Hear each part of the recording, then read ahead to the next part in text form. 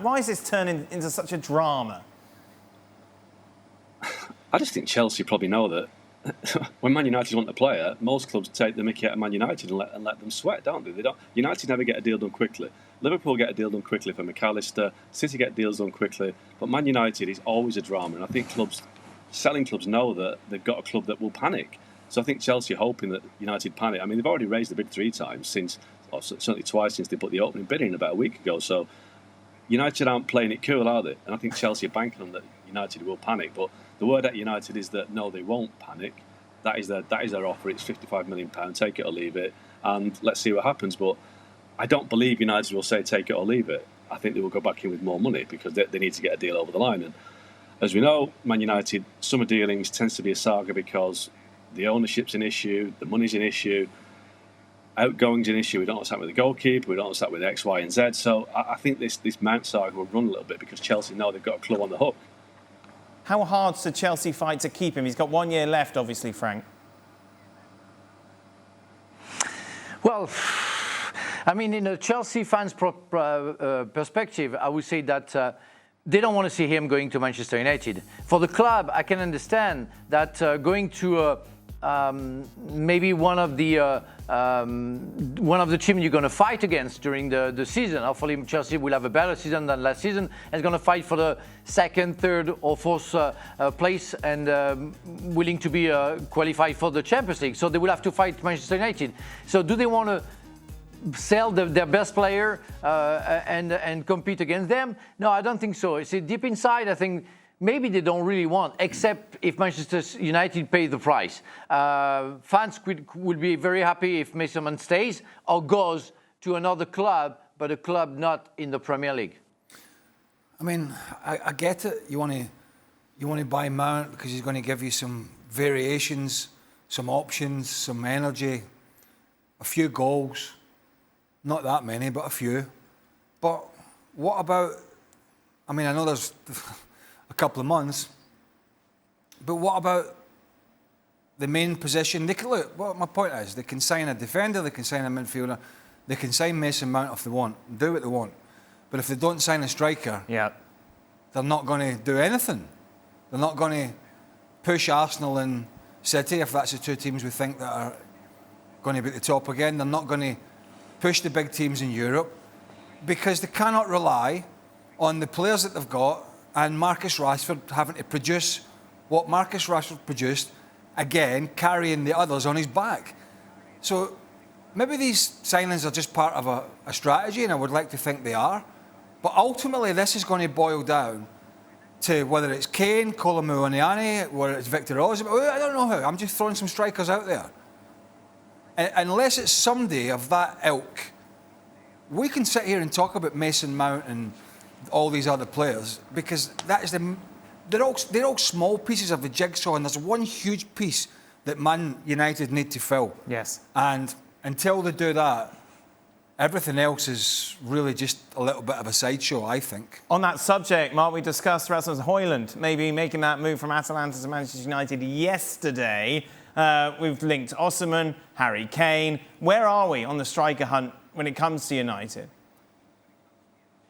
Well, they've said for a while now that although they really rate Kane, they don't want to get involved in this bargaining situation with Daniel Levy. I think they're scared of Daniel Levy. I don't know why, because Daniel Levy's got quite a weak position now at Tottenham in the sense that Kane's contract expires next summer. So, you know, Levy has to make a financial decision. Does he let him go for nothing next summer, or does he cash in this year? And I think we all know that Daniel Levy tends to go with the financial outcome in the end.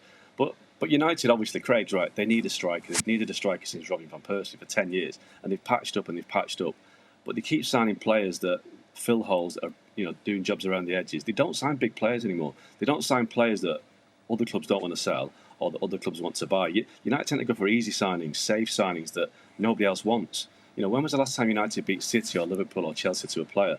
I mean, probably Lukaku in 2017. That didn't turn out too well in the end. So United need to get back to being Man United of old by getting big players ahead of their rivals. But I don't think they're in a position to do it because I don't think the Glazers care. I don't think they care enough to make United competitive. We all know that they're distracted by the situation with whether they want to sell, whether they don't want to sell, whether they want investment, and it's really holding United back. And I think Erik ten Hag at some point will get increasingly frustrated. It's July at the end of the week. He ain't got a player in yet. And I think that is the same old story every summer. No matter who the manager is, same story. He gets a pre-season training, no new signings. So it'll be interesting to see what Ten Hag does if that's a situation when they report back in the first week of July. Where we're in the goalkeeper situation, obviously De Gea out of contract, and Nana has been linked. Where do we stand on that, Mark? Well, again, there's an offer on the table for De Gea, but De Gea hasn't signed it yet. So surely that's a message to United that De Gea, if he still hasn't signed yet with his contract, with I think less than a week to run, they should really decide, well, sorry, David, but you've had your chance, move on, and let us focus on getting a player in, because they can't allow themselves to let it drag it out. So Nana is a keeper they've looked at, and I think he'd be an upgrade on De Gea. He's much better with his feet. But I think until De Gea decides what he wants to do, United can't make a move. So I think they should take it out of De Gea's hands and say to him, right, 24 hours, make your mind up. If you don't want to stay, go. If you want to stay, sign, and let's get on with it. Finally, on Manchester United, Caicedo has, of course, been linked to everybody, Mark. And you feel, as you mentioned, if other clubs are in the running, United are very much down the rung of priorities. Well, yeah, I mean, Caicedo would be probably similar sort of fee to Declan Rice, talking about £90 million, Brighton, which, if United are going after him this time last year, it would probably be £9 million. And this is the classic Man United transfer, isn't it? They're going after a player that could have cost them a fraction of what it might cost this summer. But yeah, I mean, if Arsenal and Chelsea and, Liverpool, for instance, are rivaling Man United for Caicedo, then why would he go to Man United? Look, Man United is the biggest club in the Premier League historically. But right now, they don't feel like that big club because they're not performing well on and off the pitch in terms of winning major trophies. So if you're Caicedo, you look at United and think, am I going to win things at United? Should I go to Arsenal? So they haven't got that big sell they used to have. They haven't got the platform to offer players. So I think that it's a bad idea to get involved in a £90 million chase for Caicedo, because that is a lot of money, £90 million, when they haven't got a lot to spend this summer. That should be assigned to a centre forward or a goalkeeper, not a midfielder who's a very good midfielder, but it's not addressing the key issue. They've got Casemiro, so at least they have got a midfielder that can tackle and organise and create. The priority is a centre forward or a goalkeeper. James Ollie was saying the other day that Arsenal had money in the budget potentially for Declan Rice and Caicedo. I mean, that would be a hell of a statement. I don't think it will happen, but that would be a statement from Arsenal on that front. Hey, good link to Arsenal now. Craig. I was going to use my segue, Mark, to Arsenal. Sorry, Dad. That's all right. Were you going to say anything interesting? I was just going to make the point that, Man United should be after Declan Rice. They are kind of hovering around the edges, but I think they look at it thinking, well, Man City are interested and Arsenal are interested. Let's not go in there because we might get embarrassed. But if Man United, Declan Rice is the perfect player for Man United. So his age, his kind of what he brings to the side, potentially fee as well. It's not going to be a huge fee in the sense that it's not £150 million, but it's almost like they're waiting for other clubs to back out. You just get a move in for him and try and persuade him to go to Man United. Offer McTominay and Maguire, get something done. Well, thank you very much for watching ESPN on YouTube. For more sports highlights and analysis, be sure to download the ESPN app. And for live streaming, premium content, and let's not forget as well, ESPN FC 7 days a week. Subscribe to ESPN+.